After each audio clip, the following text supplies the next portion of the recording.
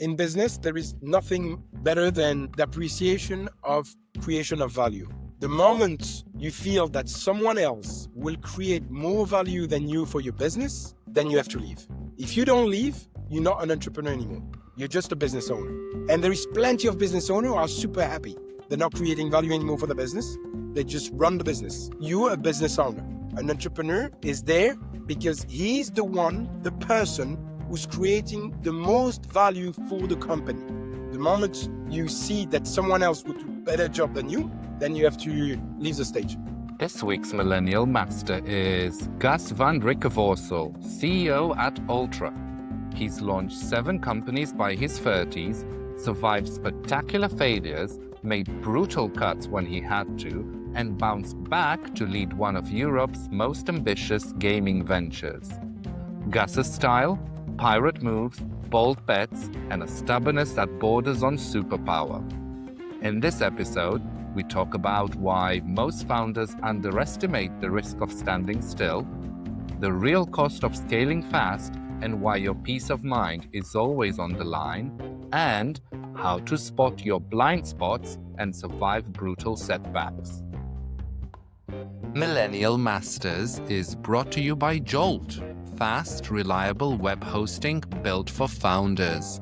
Whether you're launching a WordPress site or scaling an app, Jolt gives your project a rock-solid home starting from just £3.95 a month. You'll get 99.99% uptime, support in under 30 seconds, and flexible payment options, including Bitcoin and Amex, so you can rack up those points while you build.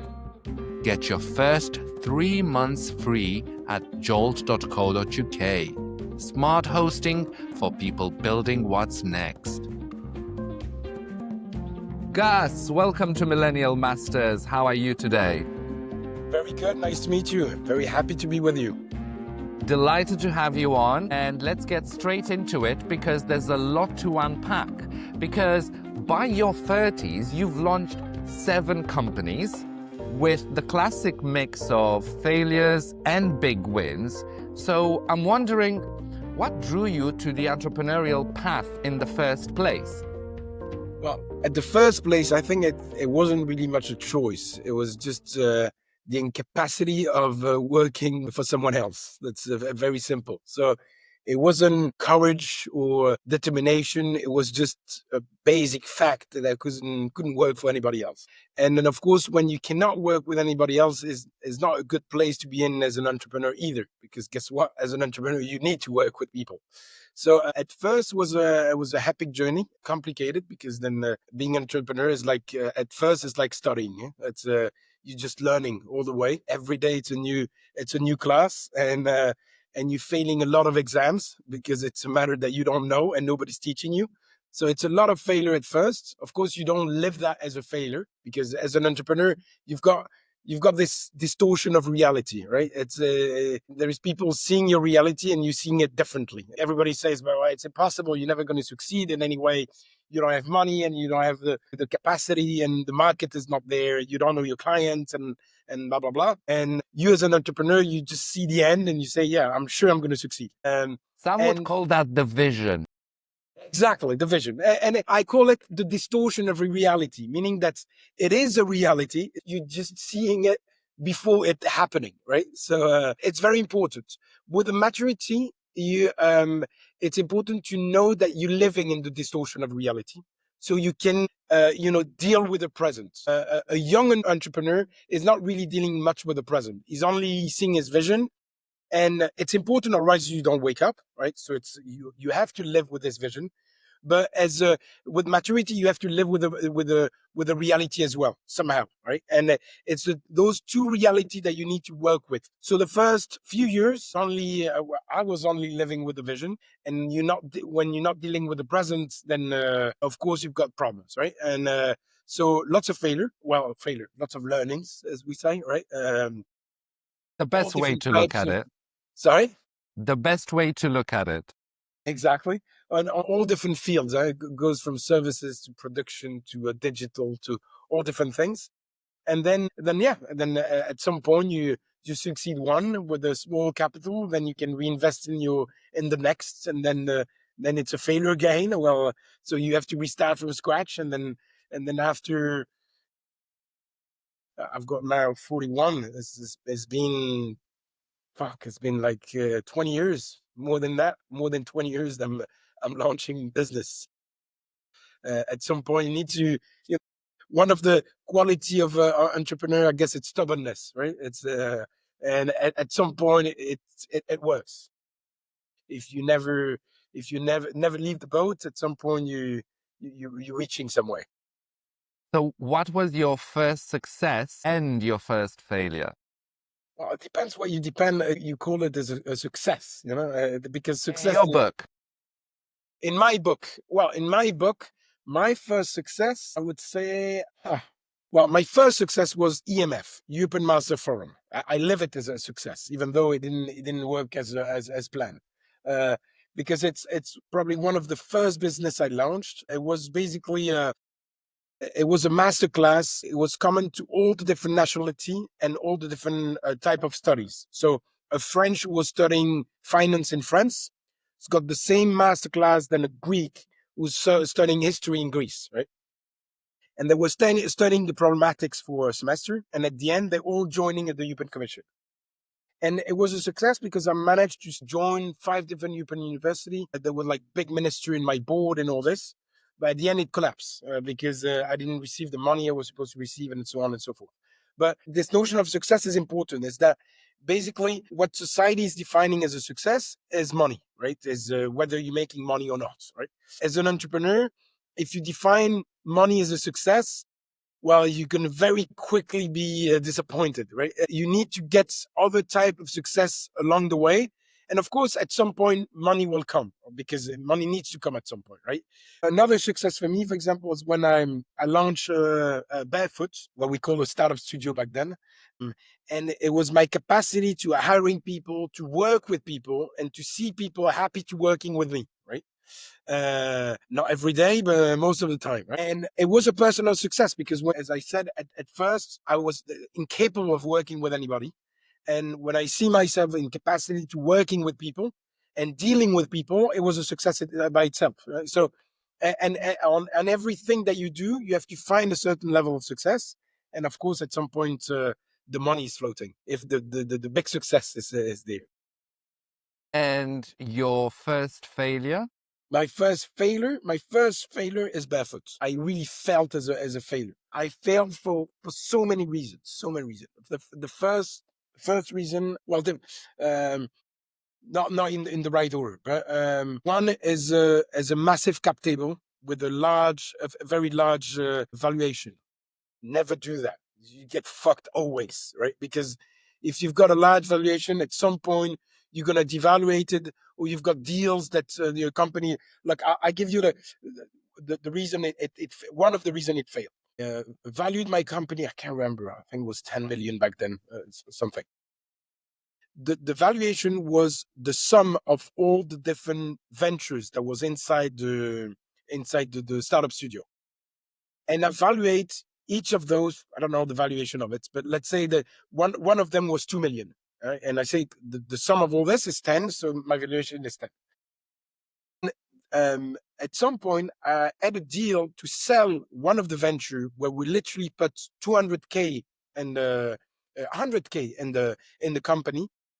And after 6 months, we were able to sell it 1 million.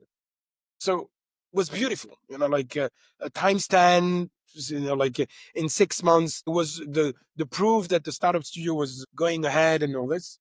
And my investor was against it because the valuation was too low. Because I evaluate this venture the double of it to justify the global valuation, and I got stuck with it, even though the deal was splendid, right? So the high valuation is a big mistake. Very large cap table. At first, you always think that money is everything, but money is nothing. But of course, you need to start somewhere. So it's easy to say because again, when you when you've got a certain maturity, people are ready to invest into you. When you start very young, you can only have fools and friends who's putting money in it, and they in general those guys not putting a lot of money. So it's you've got large cap table, but it's difficult. Then paying people peanuts, you get monkeys always. I remember barefoot back then. I'd hired like interns people for all different type of countries, from Slovenia to Poland to Kazakhstan, and all those guys. Nobody was even speaking English, and offer them to sleep upstairs in the building. So they receiving water and bed, and they're working for free basically. But that was the deal, right? But you get that, you've got nothing, right? So you pay peanuts, you get monkeys. So you much rather to find very good people, you just three, and you giving a proper salary and with good salary, but you got good people. So quality, not quantity, when it comes to staff. Exactly, and that's probably the thing that you're always learning on this path, is that the only thing that matters in business is people. That's the only thing that matters. It's not money, it's not tech, it's not nothing. It's just the people that you're having around you. That's the only thing that matters. And it's and you never. I mean, I'm still learning today how much it is true. So what else about my failure? Well, that's business. Fuck, it's emotion, man. It's a lot of emotion, and I got stuck in those emotions for a very long time, and it's very failure is hard as an entrepreneur, and you can, and if you look at that with maturity, you can get lots of things out of failure, lots of things, because it's a way to jump on another thing. And it's thanks to this that basically I left and launched the next company, where I made a splendid exit with it, and so on and so forth. The moment you in the trenches, you have to fire like 50 people on the same day, and then your investors, like the week before, they were like seeing you as Zuckerberg, and the next day they seeing you as the most dumbass fuck, and who stole the money. I mean, that you going from the top to the bottom so fast with everyone, huh? With your even, I mean, not your friends, because your friends not judging you like this, but your people that you're surrounding, the press, whatever it is. And so you have to be ready that people's putting you from one day to another to the top, and it's very cool. But it can, if you from one day to another you're on the top, you have to accept that from one day to another you'll be on the bottom. That's the rule of the game, basically. My question then is, how do you rebound when you reach the lowest of the low? Is it all in mindset? I think it's different things. I guess being an entrepreneur, it's always make me a bit laugh when I see studies about entrepreneurship. I don't recall that anywhere. It doesn't, to me, doesn't make any sense. You can be, for example, studying to be a very good second hands on of entrepreneur. That's studies that should be there, because entrepreneurs needs people around them. There is so much lacking point to find people that is able to work next to an entrepreneur. So yeah, basically, the entrepreneur needs to train his team, and then he's keeping his team from one ventures to another, because it takes so much time to train your close people. So those studies should be there. Being trained to be an entrepreneur, I don't think it make a lot of sense. So yes, it is in terms of mindsets, education, past, scars in life where you have to prove stuff from yourself. I mean, whatever it is, but it's not something that you study. It's something that life has made you somehow. Um, that's one thing. The second thing that makes you rebound, it's the people that's around you. It's other entrepreneur who's been there before you, and when it's happening, is not judging you. I remember the moment I announced that the company was collapsing at this investors meeting, and every single investors, even close friends, was like fucking throwing tomatoes to me. And if not tomatoes, they were trying to have a deal next to me and say, okay, I'm not going to vote against you, but you promised me to give me money for the next venture you're launching. And so everybody was trying, like you on the floor, you pleading for every single part of your body, and people trying still to take pieces of you. And there is one guy, a Flemish entrepreneur, a big guy, the guy who made a biscuit factory here in Belgium, a billionaire. He stand up and he say he didn't vote anything. He was shut the entire thing. And at the end, he came to me. Nobody hate him, nothing. He came to me and say, "I know it's a difficult time. You will bounce. Everybody's going through this. Good luck." That's it. And that's the guy who put most of the money in the company. He never ask anything, never votes anything against, nothing. So that's definitely the type of people you want to be next to you. And there is few guys like this, 2 or 3 entrepreneurs that was around me and never just watched me to see. I'm sure that you're gonna make it on the next company, and that's people you never forget. And at some point, you give them back.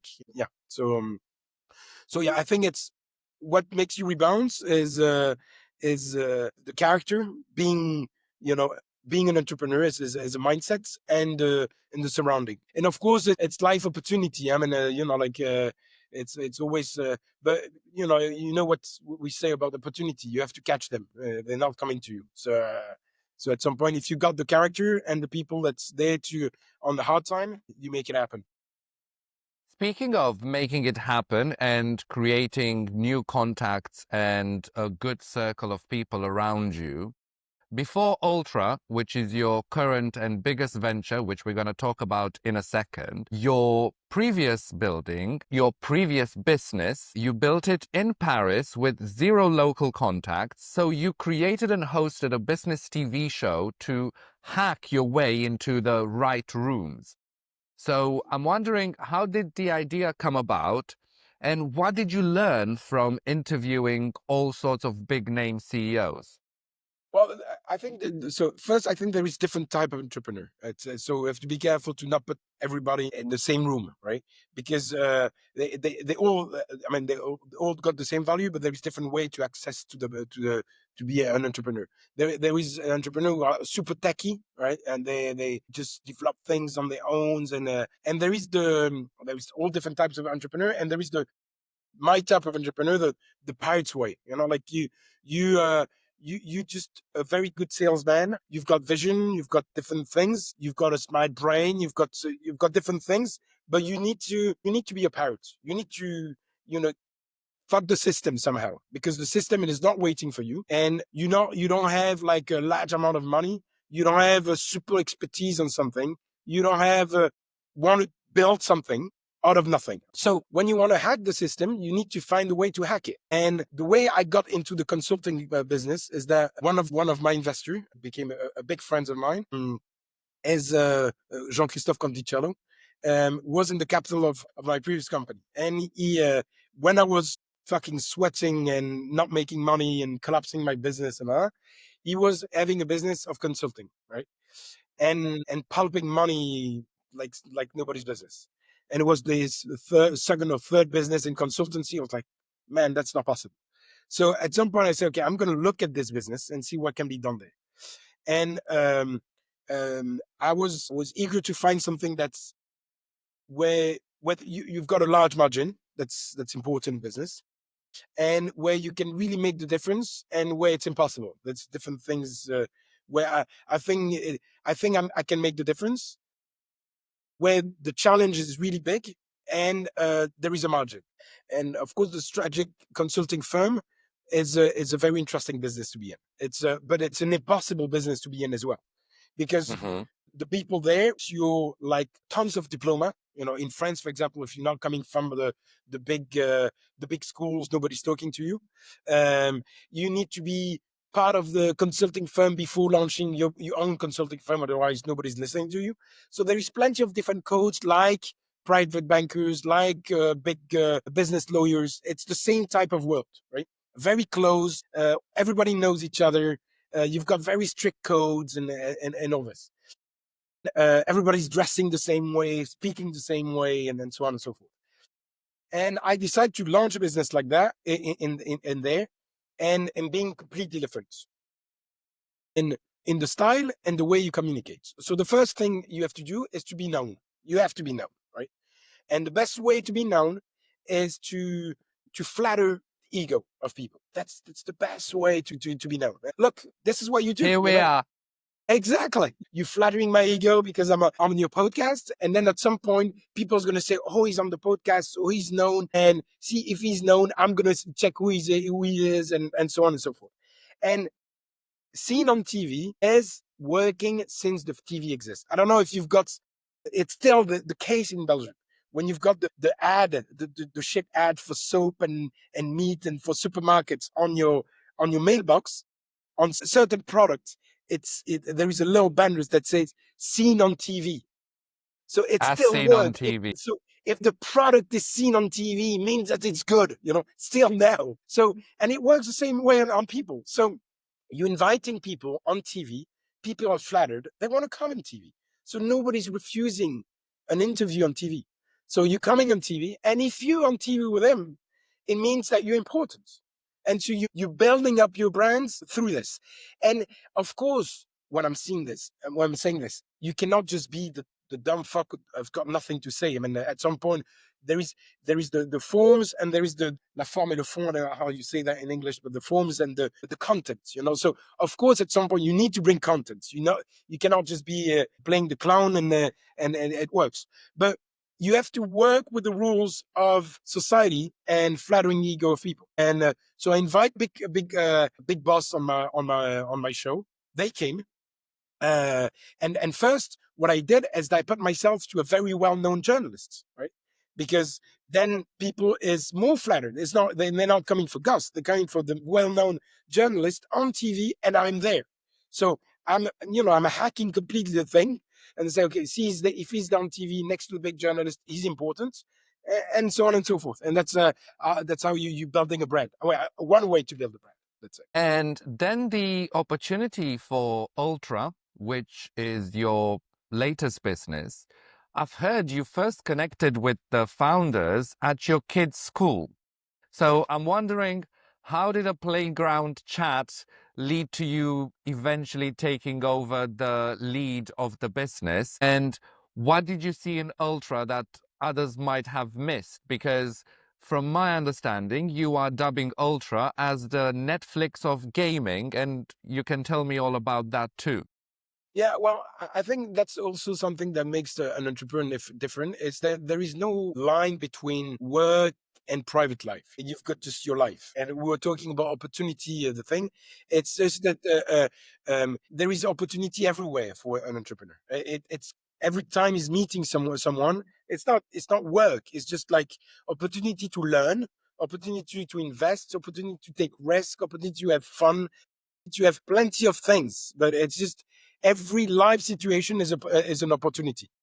And so when you discuss when you are at your kids' school, and you just like discussing with the different moms and dads that's there, and there is the opportunity to find your next life partner, or you've got an opportunity to find your next business or your next tennis partner. I don't know, who knows, right? So you're discussing there, and what do you do? I'm playing paddle. Or, okay, no problem. That's I'm probably gonna find something else, and then he's got a business. I got a business. I just sold my business. Yeah, I start to ask me, how did you sell it? Do you think you can help me? And then from one talk to another, at some point, I discover how much Ultra is a jewelry. And I was discussing about this different type of entrepreneur. And those two founders are definitely the tech entrepreneur, right? Those big geeks who's developing things, but no sense of business. So those type of They're the entrepreneurs. product people, the development ones. Yeah. Exactly. And those entrepreneurs with a vision, again, they've got everything about as an entrepreneur. They've got the vision, but they're on the product, right? And not on the business.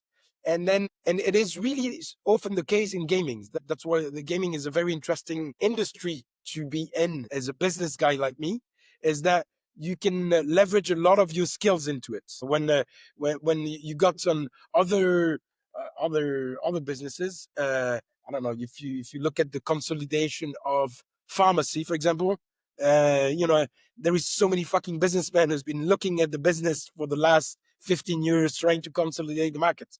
So you're going there, you're just one of the other who trying to make pharmacy as a super successful business. In gaming, most of leaders are tech. So this business layers is very much missing inside the industry.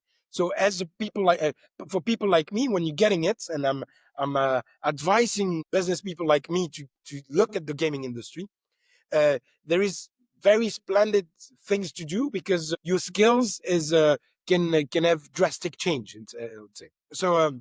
So yeah, I met those guys there. Discover how much Ultra is a hidden jewelry, and start to polish it basically. And one of the first thing you started polishing when you joined Ultra is the leadership style. Because from my understanding, they had two co-CEOs before you joined, and you said one captain, one ship. So why do you Exactly. feel so strongly about a single leader execution? Yes, but you see, having two CEOs, that's typically people doesn't have the sense of business because it's impossible. It just doesn't work. I mean, and even for investors, who would invest in a company you've got two CEOs? I mean, I've been into the investment world for the last 20 years. None. I mean, this is the biggest red flag ever. You look at the team, you see two CEOs, you say, okay, thanks. Next. I mean, it's just not possible. It's not working. So and of course, you will find exception. I mean, but like exception is exceptional, and in business, at some point, you need to work with statistics, right? And so when I arrived, I took over the leadership of things, and yeah, one CEO is essential, and we were the organization. And I think Ultra has been working as a tech company for the last 7 years because it was an R&D company. So R&D companies got a certain organization way to work, right? And when you've got a business, it works in a different way, right? And at some point, a business can have an R&D department that works in a very specific way, but a business company needs to work in a certain way, and that's the type of structure I implement right there, right. And then something else you brought into Ultra is a high stake all or nothing. It's either going to go super big or it's going to go bust. Did you bring that one in a way like baggage from your previous business experience that you translated it into Ultra, or was it a new approach for you? Well, at some point, I think it's the problem is that we're often mixing entrepreneur and independent. So the guy who's, launching a little snack or, plenty of different business or a little agency, it's not, having a communication agency is not being an entrepreneur. You have a business and it's great. It's splendid, right? But to me, at least in the notion of entrepreneur, there is the notion of skills. You're scaling a business, meaning that it needs to be big. You can do a small business, but it's being an entrepreneur, there is this thirst of being big. And of course, at every stage of being an entrepreneur, being big at first is having two snacks. You've got two snacks. And then the next step, being an entrepreneur, is to have 20 snacks. If you say, I'm happy with two snacks and I'm working like this, then you're not an entrepreneur. You're just a business owner who's leading a business. And it's great, right? And so this notion of scaling is very important. I've got 20 years of entrepreneurship. So, of course, the thirst of scaling is bigger and bigger. At first, I would just wanted to have a business that's making 1 million revenue. To me, that was the scale. I was like, wow, making a 1 million revenue. Now I want a billion company because there is 20 years that's behind. So that's the first thing. The second thing is that makes the thing even bigger is it's the industry. Gaming, you cannot be small. You cannot have a game where you've got 1,000 players. I mean, it's just not working. And it's a global industry as well. Exactly. It's impossible to be small. And you're going even further when you distributing gaming. As a gaming distribution platform, you have to be massive. You don't have the choice. It's not like here, it's not even the wish of, let's go big. No, it's we big or we nothing. It's like those meal distribution guys. It's the winners take all. And that's what Steam did. Steam was big. It took it all, right? And now you've got a next generation of platform. And the winner is going to take it all. It's simple as that. And when the winner, you can have two or three winners. Now the game, the industry is big enough to have few players here and there. You can, but few winners. I mean, Steam made 11 billion last year, right, on computer game distribution. So it's just to show you the scale of it, right? They were at 7 last year. They were at the previous year at 11 now. It's you have to be big. Of course, there is a room for few players, but even a small player uh, is massive. So yeah, the will of being big is first in my wishes at this stage, but most of anything is the reality of the business of the industry. So, for those who don't know, what's the difference between Steam, which is a big name, and Ultra? What does Ultra do differently or better than Steam? Well, what Ultra will do differently, and how much it will be different than Steam. Um, Ultra and is already, yeah, because all the tech is there, but the launch of the V2 platform is for next year. Well, basically you have to see Steam as the email of Spotify, right? You might remember back then you go on email, downloading a song, playing play, and that's what you were doing. You downloading torrents and so on and so forth, right? Several And then other solutions, LimeWire, yeah, and exactly. All yeah, those, so all those everything else before, yeah. exactly. And back then, we were super happy with it, right? Super happy because we were supposed to have a DVD, and now you can just downloading songs straight on a computer. Was great, right? So we're super happy. And then all of a sudden, Spotify came, and there is no more downloading. No, just press play, and the music is there, right? And so what they changed is just the way you accessing to the content. They didn't change the song. A song is still a song. You were listening Mozart on Lime or Mozart in Spotify or Michael Jackson or whatever it is on the different thing. It's the same songs, right? It's just that the way you accessing to the content is drastically changed. And because they changed so much the way you access to the contents, that the content itself start to change. Because back then you were listening album, right? So you press play and you were listening the entire album, right? Today, nobody is listening album. You're listening a playlist where you're composing with plenty of things. Means that inside the album, you don't need to have the same type of music. Where normally, as an artist, you coming with an album, you've got the same type of vibes all along the album. Now that you've got album with different type of vibes, because anyway, people's not listening your album, right? So so now major artists is coming with one song because anyway, it's just one song that's going to be added on the playlist, right? So now people's coming with fits. So two major artists was making things together. So all those things is made the content change because Spotify has changed the way you access to the content. Same with Netflix.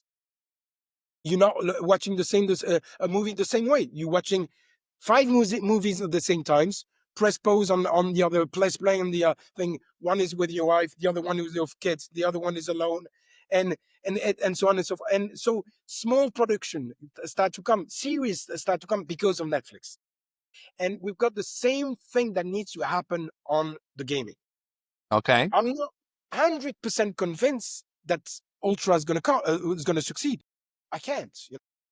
As a as an entrepreneur, you always taking the risk to fail. It's possible.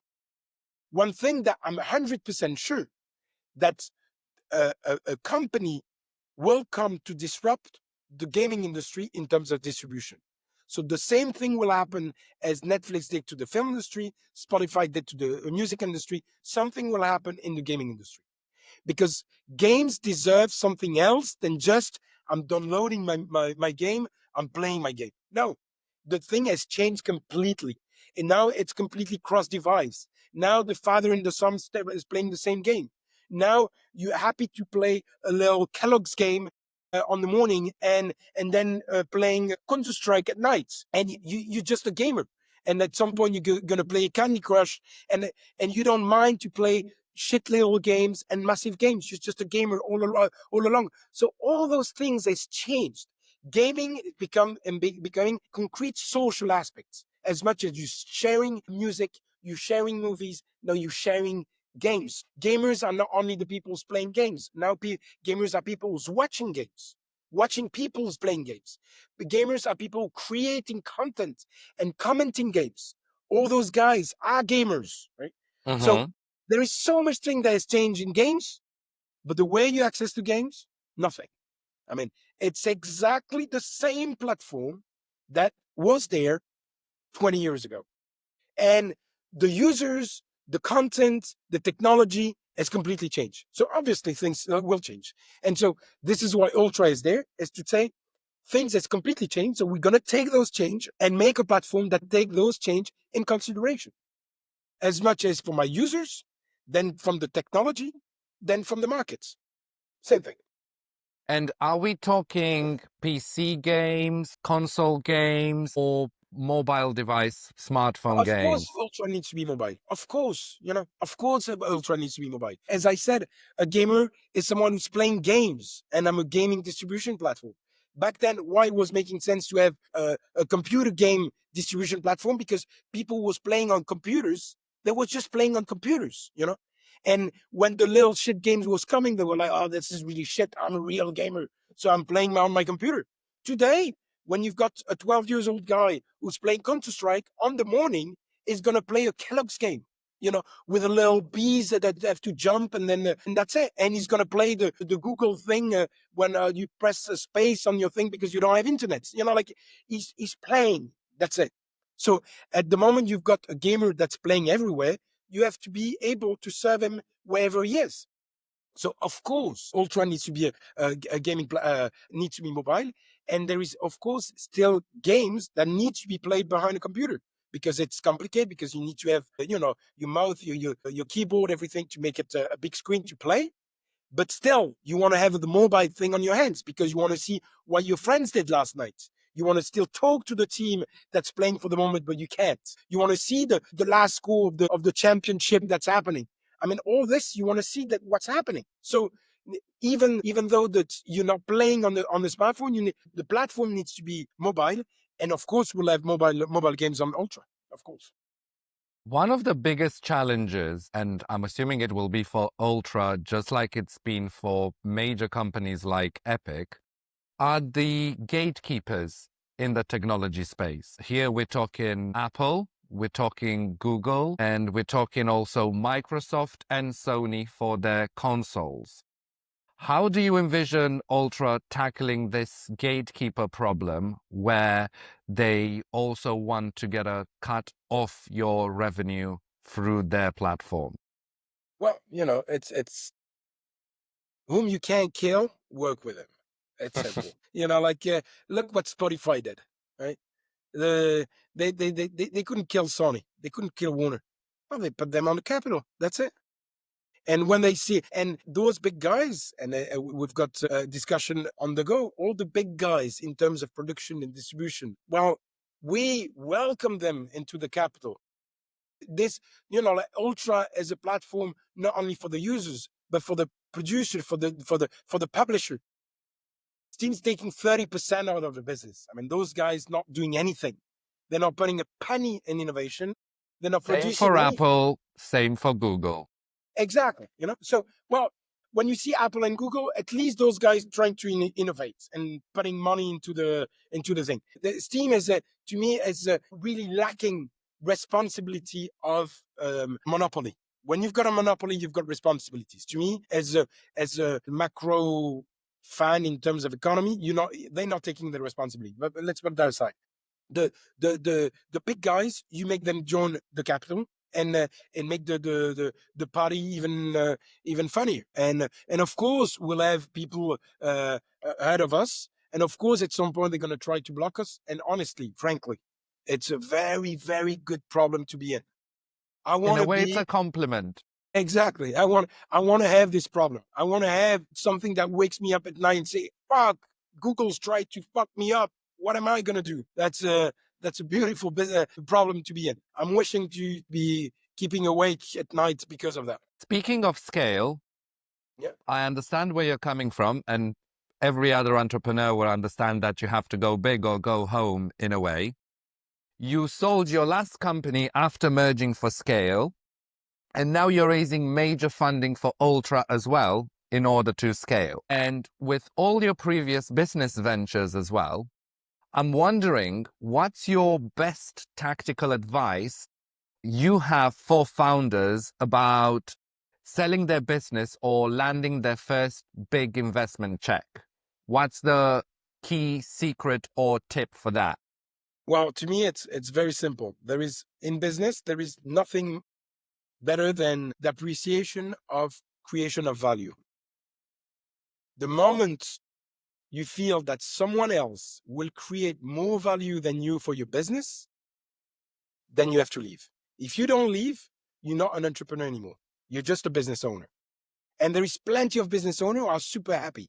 They're not creating value anymore for the business. They just run the business. You're a business owner.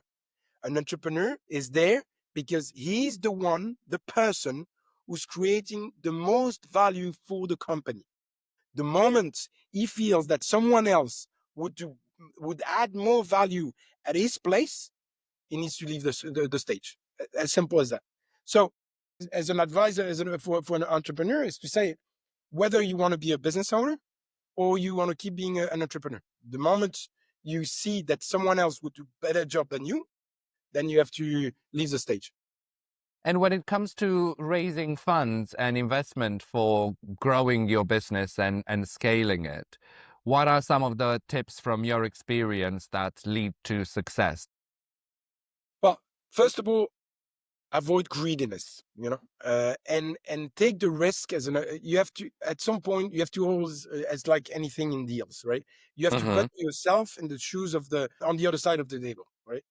Uh, when you sell to your investor, yeah, look, I've got a business that makes 10. Tomorrow I'm going to make 100. So I give you this amount of shares. You should be super happy. It's a good deal. You Mm-hmm. haven't made your 100, right? So you have to show inside the structure that if you don't do so, you're going to lose your shares. You're going to acquire shares if you're doing so. Yeah. There is plenty of way. It's the Musk structure. Yeah? It's what Musk said. He said, oh, very simple. You don't believe me? Take all my shares. The moment it reached this level, you give me everything back. You got everything back. And as an entrepreneur, at the end, you're there to create value and you're promising a certain value. If you're not in capacity of delivering it, then it's normal that the investor is taking back the thing that you promised. I mean, it's the basic. You're there to promise. You promise something. It's not there, then it's not, maybe not everything, but at least the part that you have to have the skin in the game. So, and that's often the mistakes of entrepreneur, is to be too emotionally attached and to say, yeah, but my investor wants to screw me over. No, I mean, you don't be attached to your business. Right? Don't be attached to your business. If you attach to your business, again, you're a business owner, and at this moment, you're not an entrepreneur anymore. You have to be attached to the success of your business, not to the ownership of your business. And if you attach to the success of your business, you should be ready to say, all my shares is on the middle of the table. The moment I'm delivering it, you give me everything back.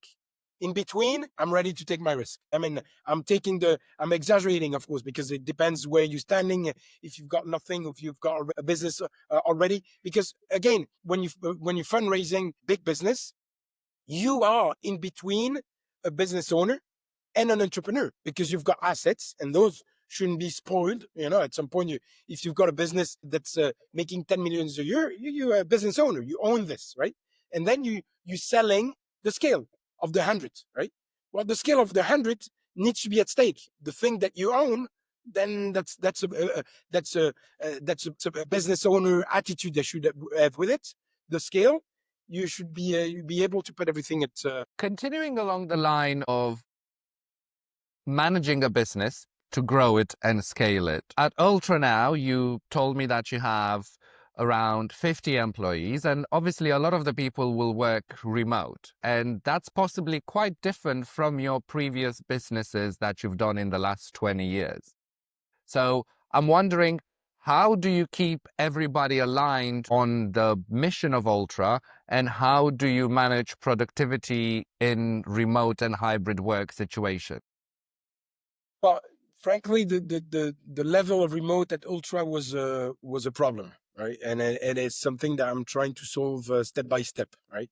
Uh, I'm trying to reassemble the executive team and the business team in a closer place between Brussels and Paris, and making sure that those people can meet in a regular The full remote, it doesn't work for nobody, even for developers, right? Even for geeks are just behind their computers. At the end, those guys are people.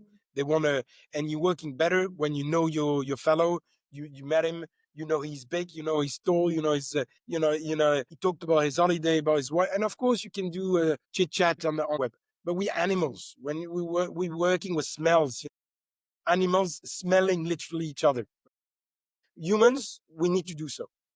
So at some point, the full remote is a problem, and you have to find a way to making sure that it's not a constraint into your business. And so I'm trying to put like the business team, making sure that they're able to work together, and the dev team, it's there, so it's a full remote thing. We'll organize company meetings to make sure those guys meeting together.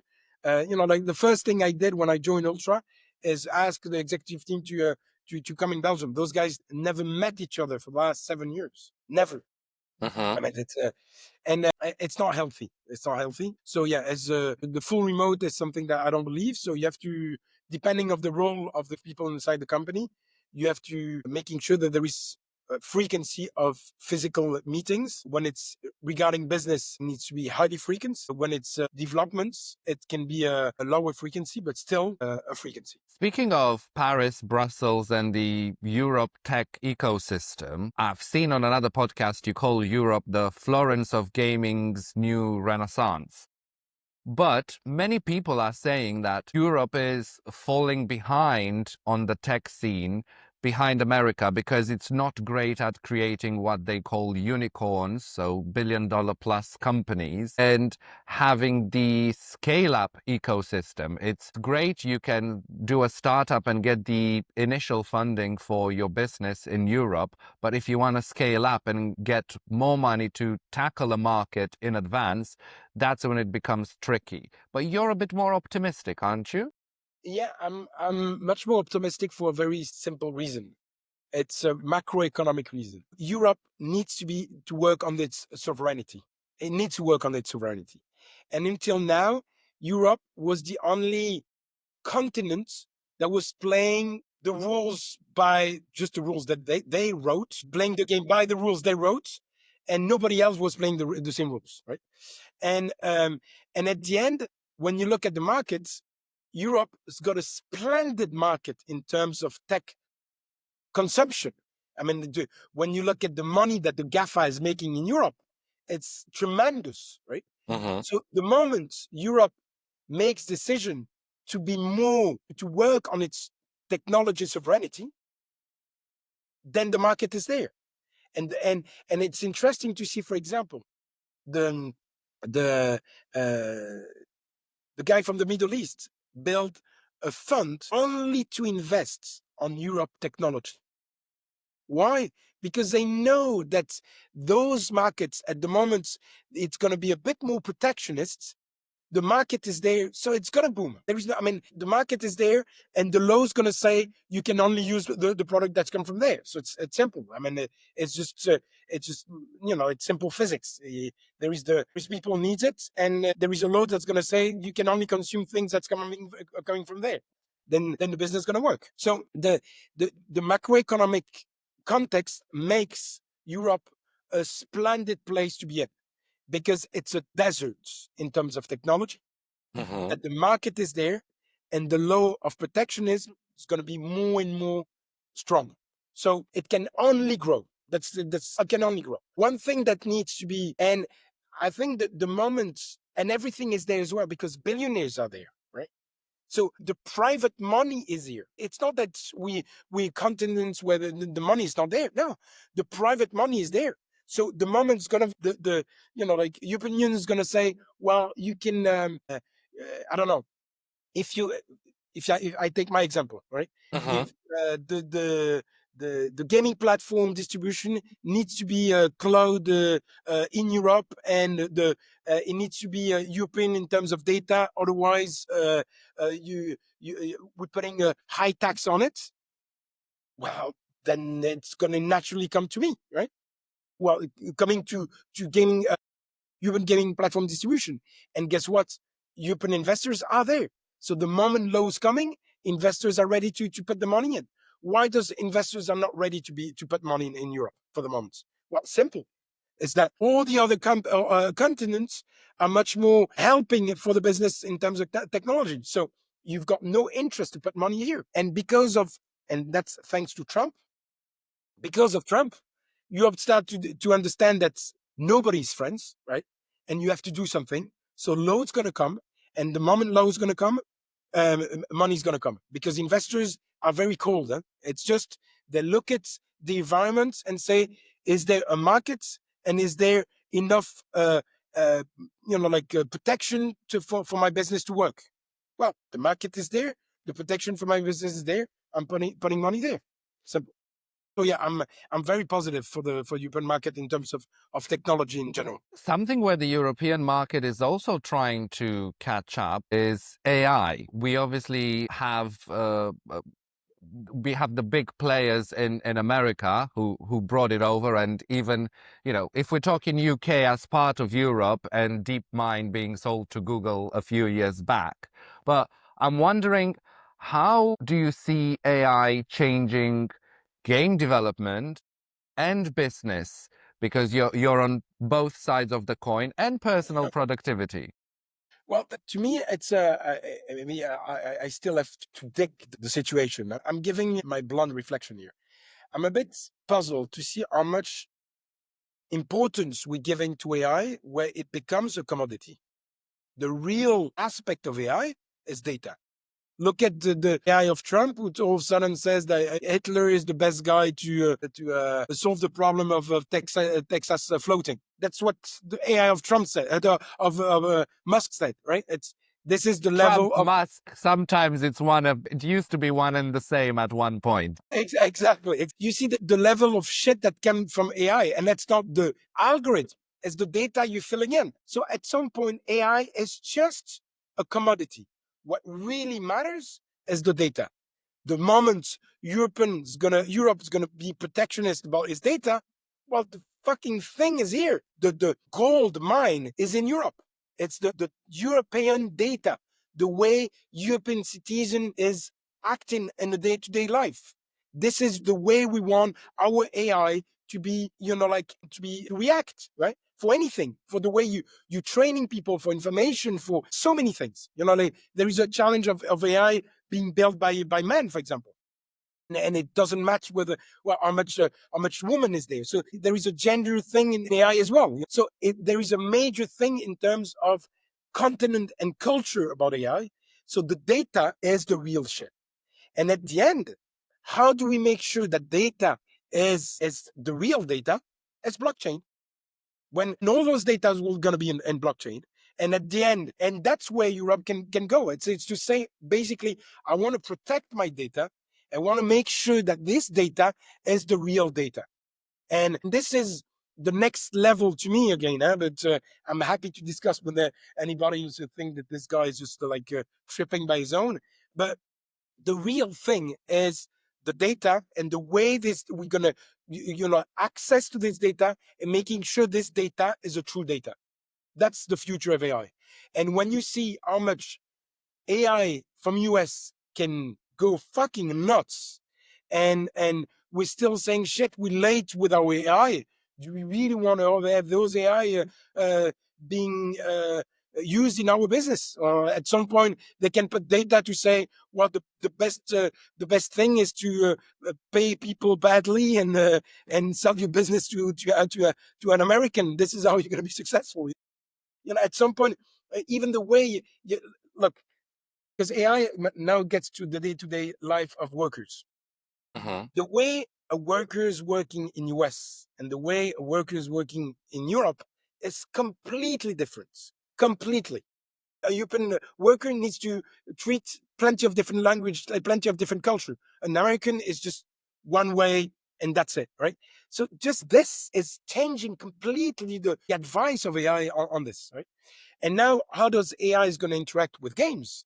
Well, AI can be everywhere in gaming, right? And it's from advising you how to play. You shooting a bit too right, a bit too left, you're going too fast, or you.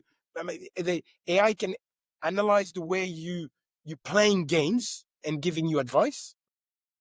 AI can advise you to buy things to win better, right? To buy Mhm. assets and so on and so forth.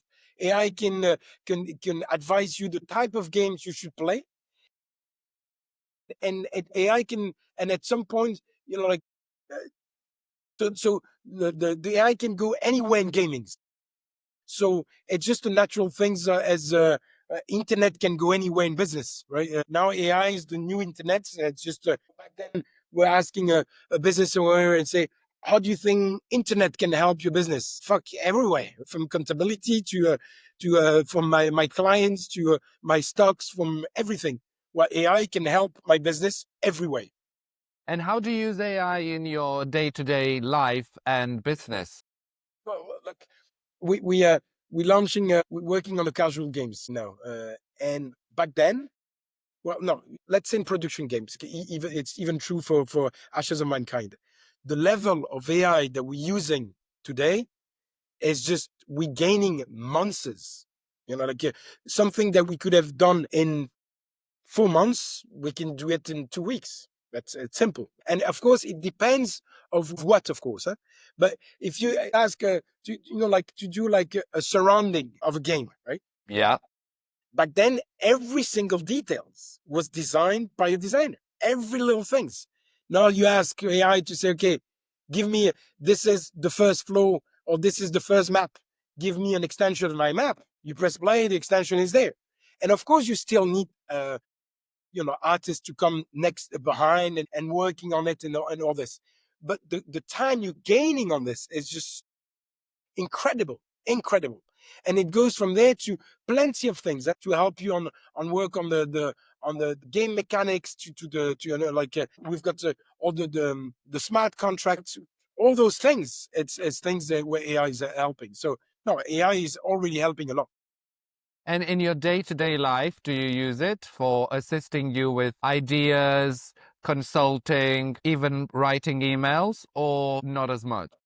No, no, I'm using more personally. I'm using a lot the AI. Not much on. It's more to get. I'm using AI now as much as I was using Google before. Hmm. I was googling something. Now I'm just putting that on the AI and asking for things. Uh, Which one do you use? ChatGPT, ChatG- Claude? ChatGPT is the one I'm using the most for writing things. Yes, correct things. It's more Hmm. like correcting things because I still think that AI is good. So the problem when you're asking AI is that it gives you something and it's good, so you're satisfied. And so your brain kind of got the answer, even though it's not the thing that you would have wrote. If I don't know if you see what I mean. So if I'm asking you, if I'm asking a prompt to say, okay, can you write an email to Danielle and say thank you for this podcast, it was great? It's going to write something, and I'm going to read it. I'm going to be happy, right? But if I'm writing it myself, I'm going to write something different. And it's for me, it's a bit tricky to go there. So I'd rather to write something myself and then ask to say, okay, correct it and make it a bit better. And then it is making it better. That's how I'm using it for the moment. And can Europe gain an advantage in the AI space only through protectionism, you think, and legislation? Yeah, definitely. They can, that he can definitely have a big leverage in terms of data, because the data of Europe is essential and crucial for for any AI, right? And so it's understanding the gold mine that we're having and being protectionist about it. But aren't we too late? Haven't both No, because OpenAI and Google hoovered all the internet and all the data that has yeah, been created so far? yeah, but what is the Google? What is the internet data? It's good to have a ChatGPT who's telling you, did I don't know, did the king Leopold III was born in then, and then he answering, okay, good. Having the real data, that's what matters. The data of functioning of a day-to-day functioning of a factory. That's real data, right? The data of actual behavior on a day-to-day of users. That's the data. It's the precise data that's going to make AI usable. Today, AI, it's cool, it's easy. I mean, it's like Google, but look, I give you the data that can be very useful for me. Analyzing the gaming attitude. That's real data. That's where AI is going to be very precise and useful, right? And specific. But this data, you can protect it. You can say any game player that lives in Europe cannot give his data to an American company. It's simple. It's just a simple decision, meaning that the AI that wants to give advice to a gamer needs to be a European AI. That's it. So it's to understand that the real shit in AI is data. The data that has been scrapped today, it's a general data. It's good. You've got ChatGPT, okay, zillion company because you replaced Google is here, and it's cool. But it's not. I mean, it's just like the 1.0 of what AI will be in the future. We can talk about this at length, but we only have so much time. So I want to jump into a couple more introspective questions as we taper off our discussion, Gus. I'm wondering, 7 businesses in now, if you could go back in time to your younger self at 23 when you said you started your first business, what would be the advice you'd give yourself before launching business number 1? Let me think. Surround yourself. I think I've been, and I'm still too arrogant about your competence. And at the end, the role of an entrepreneur is finding people that is smarter than you. That's it. And that's your role. That's your role. It's to find people that's going to do what you think you can do better. And I've been very uh, arrogant in a way on of my competence on for and the faster you grow of the belief that you need to have people smarter than you around you, the faster you go. That's probably where I waste the most of time. And also, Gus, you know it from your experience, there's no success without sacrifice. So I'm wondering, what were the biggest sacrifices you made to be where you are today? Well, it's hard to say because at some point, to me, it's not a sacrifice. The moment it feels like a sacrifice, then I think it's it means that at some point you're gonna regret. But maybe I'm not really right on the sacrifice. But I definitely worked a lot in my life. I've got those friends. I put all my money in my business.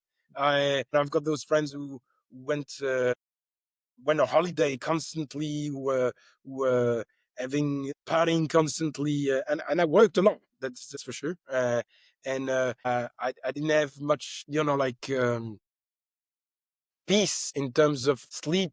I'd say okay, like for honestly for until 35. Every month, I didn't know how to. This is gonna end. Mhm. Am I gonna have enough money to pay the rent? And of course, sometimes doing 6 months is better, and then you get back on the. I don't know how it's going to end. This, I think, the sacrifice is the peace of mind. There we go. That's a sacrifice I did. And I knew it was a sacrifice. The notion of holidays and all this, to me, it was not a real sacrifice. The notion of peace of mind and being constantly on this position where you don't know what the future will be. It's a sacrifice that you have to accept. So when you get so busy and you work so much, endless hours, I know myself, do you have any daily habits or rituals that keep you focused and productive? how do you disconnect to connect with your business? I guess to me, it's mostly at night. Me personally, I'm always, doing things between 11 at 1. That's sleeping before 1 o'clock. It's very difficult for me. And so the moment, but now I'm working a bit with the Canadian studio, so I still have meeting at 11. But normally that's the moments where I'm just doing shit. I'm watching a stupid shit, scrolling on my phone, writing stuff, doing the dishes, preparing the table for the next day for the girls. I'm a single dad with 2 girls. I mean, it's those things that I'm doing at night where I've got nothing to think about. It's just, yeah, That's off your brain. quiet time when you E- can focus on certain tasks. Exactly. That's the. And one final question, Gus, for anybody tuning in who are trying to break through in their business and maybe they feel like stuck where they are. What do you think is the boldest move they should consider? I guess as an entrepreneur, when you're stuck, it's like I wouldn't say the boldest move is to see the higher risk, and the higher risk is to stay still for any business, for any situation. And that's it's probably things that most of people don't see enough. They're trying to see the bold move, but they don't see the bigger risk. And because the bold move, the difficulty with the bold move is that there is so much opportunity, and you always to say, okay, maybe it's not the one because it's too risky to take this bold move, so I'm going to take another one less risky. But you don't look at behind you, what is the elephant in the room? The higher risk. And the higher risk today in business is to stay still. And honestly, that's very difficult for business, because back then you had the time to build a business in 10 years, right? In 20 years, in 30 years, right? Today, if you're not managing to build a business in 4 years, I mean, it's an economical cycle. You fucked. I mean, it's impossible. And of course, I'm not saying your business is finished after 4 years. It's just that you've got maximum 4 years to prove that you've got something that really fucking rocket. Otherwise, you're dead, right? And in between, you've got other, clocking, ticking. So it's this speed of business that's very difficult to see. And the to me the higher risk, so it's not answering your questions. It's not the bolder move. It's the higher risk is to stay still. And so that's why I made a lot of bets since I took Ultra. And honestly, I failed, not most of them, but half of my bets, right? And I'm always explaining to my team that it's the only way to survive is to make bets. And I know that when I'm making bets, I'm gonna fail some of them. It's sure, by by hiring fast, by taking decision. You have to take decision fast, but in both ways, and to plug and unplug. Those needs to be fast, and those, I mean, so the bold move you need to take is when you've got the conviction that it's gonna, you think it's gonna work, fucking do it. For the worst, what? It's not working. And what? You're taking the next opportunity. When you've got no plan B, your plan A is your plan A, B, C, D. That's it. That's a great spot to finish this conversation and let everybody know that they just have to keep on carrying on and continue on their path and never stop. Thank you so much, Gus, for sharing your story and your wisdom and learning so far. Well, it was a pleasure, Daniel. Thank you very much. Thanks for tuning in all the way to the end of this episode. If you enjoyed it, please share it with someone you think would get value from it. And don't forget to subscribe on YouTube, Spotify, or Apple Podcasts so you never miss an episode. For the best way to stay in the loop, head to millennialmasters.net. That's where you'll get all the latest features and new episodes straight to your inbox every week. Catch you next week.